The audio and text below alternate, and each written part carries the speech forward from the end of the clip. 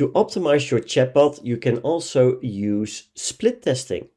If we just click the right mouse button, you'll be able to come towards the split module. This means that you can set up different kinds of variants. If we go over to the right, you'll be able to set up a split test. As you can see now, we only have one split test, but we can add as many variants if we like to. For example, if we have 4 different kinds of variants, you'll be able to connect any of the variants to any part of your chatbot that you like to. As you can see, with 4 different kinds of variants, you can have 4 different kinds of conversations and setups inside your chatbot, which you can test which one works the best for your audience.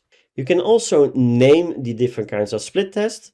So for example, instead of A, let's call this, and for B, C, and D, let's do the same. As you can see now, you can properly track which lead magnet in this example will convert the best at the end of your setup funnel. You can also determine the weight of a variant. And with the weight, we mean you can direct how much traffic you want to send to a particular variant. The total amount of percentages need to be equal to 100. So in this case, we see 2 different kinds of variants with each 50%, but you can also adjust this to any preference that you like to. So for example, variant A needs to be 75%, whereas variant B needs to be 25%. If you want to add another variant, that's easily done.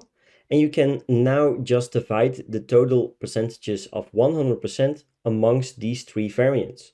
So for example, we could say variant A has 34%, variant B is 33%, leaving variant C with 33%. So you can add as many variants if you like to, as long as the total amount is equal to 100%. So split testing is a great way to test all kinds of variants inside of your chatbot and see what works best for your kind of audience.